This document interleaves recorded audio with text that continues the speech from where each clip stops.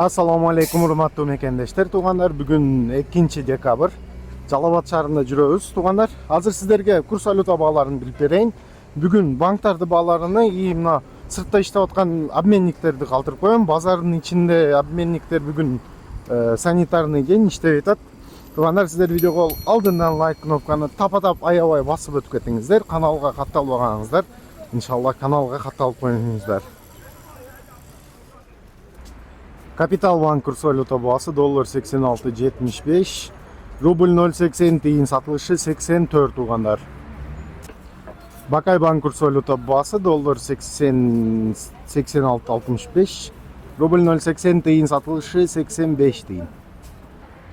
Банк Азия курс валюта баасы доллар 86.05, рубль 0.80 тиын сатылышы 83 тиын.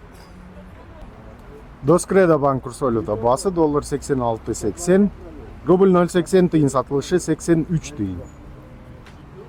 М-банк курс валюта баасы доллар 86.70, рубль 0.80 тиын сатылышы 85 тиын.